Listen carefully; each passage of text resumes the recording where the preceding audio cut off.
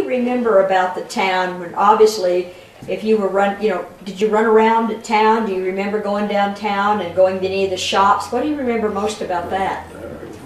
What I remember mostly about when I was, say, in grade school and a young up to 12, 12 years old, that at night you couldn't find a parking place in Tennessee at night because of the gambling, and a lot of people don't realize that. I mean, like there were 7 bars on this lower street, and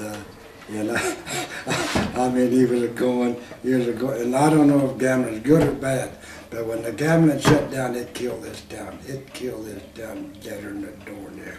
Up until then, man, it was really a live wire. And of course, Magnolia Ellis had a lot of, it made a big deal when she came here for the winter. A lot of people followed her, and when she left, it affected the economy when Magnolia Ellis came and when she left here, and so she had a big follower, and that had something to do with the and most of what I remember is when I'd walk go to the theater, I lived here in Tennessee quite a bit when I was raised with a lot of houses all over town. I'd go to the theater and there was a little restaurant there. They're on Main. It's Upper Street's Main, isn't it? Yes, They're on Main. Maybe it's on the lower. I stopped to eat a bowl of chili, and I'd walk home. Out on Magnolia. I'd walk home and get to the theater. And I often thought if what would a cop say to me if they stopped me? I just said, "Well, I'm walking home." But nobody did. Now, where was the movie theater at that time? There were 2 of them. El Cortez up on the upper street and El Rio on the bottom street, and they were, that's before the days of TV, so movie houses really did. How much did they charge you how much to see a movie? Do you remember? I think I would say 25 cents maybe, or maybe 15 cents. Might have been 15 cents. Because before you could go up to 12 years old, you could go as a child, and because I was kind of real small, by this time I was done in Hatch, and I was like 13, and I was still getting on, 11 years old. But finally they said, "How old are you anyway?" And I was afraid to lie. So you had to ante up and tell them the truth, huh? Yeah. But they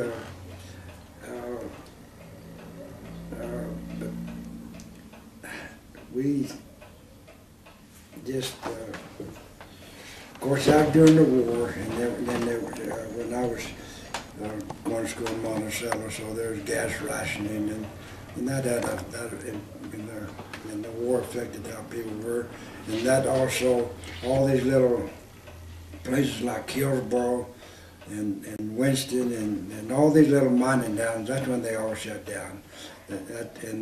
And that changed the whole world when people, like one thing, people have been getting $1 a day working on a ranch, or miners got $4 a day, working, and their part of their helper got maybe $1 or $2.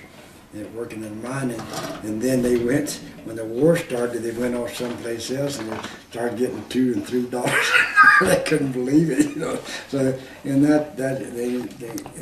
that's when all these little towns just dried up, like Monticello and Winston and Hillsboro, and everybody left because of the war effort, and.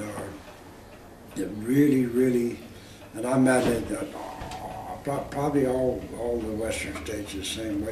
This is my opinion. In '39, that's when all the gold mines shut down in Hillsboro because they couldn't get gasoline because gold mining is non-essential to the war effort, and the war hadn't even started yet. But they already knew, and so. that, you know, I'm confused. I know that's when the mine shut down. And then the Kingston, the mine shut down when William Jennings Bryan lost the election in 1896, I think. And then silver went from $1 down to, you know, 50 cents, and then finally got down to 9 cents. And then that's when all the silver mines and like all the silver camps just shut down completely. And then in the gold places like Hillsboro, they were pretty proud. They thought, well, you know, we have gold, we nothing to touch us. But then it hit Hillsboro too. And then of course the county seat was transferred to Hot Springs, and that killed Hillsboro. Now, because we've had such a prosperous economy since World War II, you know, we've had, you know, ups and downs slightly, but people have gotten enough money they can have 2 homes, and these little towns are reviving because of that. People, you know, have vacation places, and so all these little ghost towns are kind of coming back because of that, I think. What were some of the ghost towns that you remember? I know a couple of weeks ago we were looking at a map. And the map was at Robinson or Phillipsburg. Do you remember some of the? Well, you know, somebody asked me about Robinson, and I'm aware of that. You know?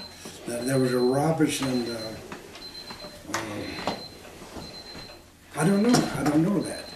Yeah. And what was the other one? Was it Phillipsburg or? That kind of rings a bell, but I don't know where it's at. You know, I can't remember the map we were looking at that had. Okay, now Andrews, there's a road that goes off to the left, Copper Flats, and there's one that goes on up to the right. Right there past that Y, there's a graveyard there, and that's old Andrews graveyard. And in my mind, that's where Andrews was at. A lot of people think it's over there's a old hotel building, Old Ofino is what they call that. And that, to me, that wasn't Andrews, because in these old days, when there was 2 miles apart, well, they were 2 different places. It isn't like now. I mean, there's a completely different place. And where the hotel was, the Spanish people called Old Ofino. And then Andrews there's still a little graveyard there, and there's not much to it. And then on up toward Copper Flats, there's a little building there that got portholes in it, and that they're kind of like a little fort. And there used to be a schoolhouse at Andrews, and a post office, and Lola Dons, which was George's mother. You had her school teacher friends used to ride over and visit with her there at Andrews, you know. And then there's another place down on Animers Creek called the Faulkner School. And I think it's pretty close to the headquarters. And a friend of mine named Chet Carrera went to school there. And my mother, Noreen, her first teaching was on Palomas Creek. You know that schoolhouse out on the mesa. That's the first place she taught. And then they played basketball. They played basketball with the people at Faulkner School, and they'd all get on their horses and they'd ride up there. They'd ride up there to the school at Faulkner and play basketball and ride back. You know. And neat. And then coming into Hillsboro, I think in the early days, I think I'm right about this. The main road is from the road from Deming, you know. That's how when people went into Hillsboro, they went that way. Much more because the train that go in the Nut, and people would get off the train there, and then they'd come on in Hillsboro. That's where my dad, that's the first time he did.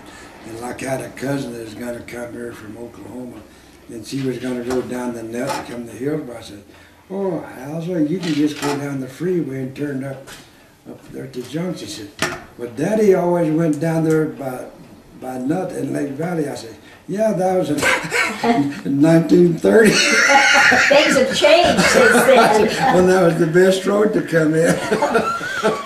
Now, where was Gold Dust? Do you remember Gold Dust? Yeah, Gold Dust is, you can see it from the road.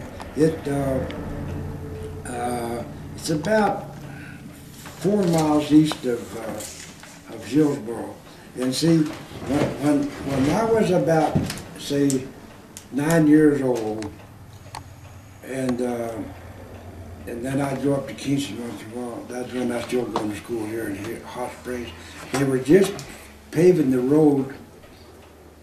They're working on the road, paving it to Gold Dust. See, and then it would stay. That's all the pavement was. That's the way it was for till along in the late maybe 53. This is not gospel, but along in the late middle 50s, they paved it on into Hillsboro, and then in the 60s they put it over the Black Range to the members, and they paved the road from Hillsboro down to the Nut. Okay, people ask me what changed Hillsboro. Now, this has changed Hillsboro more than anything. When they paved those roads from Hillsboro, over to the members and down the Nut, that's what changed Hillsboro more. But it was just a dirt road going into Hillsboro. You could have gone into Hillsboro, say in 1948, and bought any house in town for $2,500.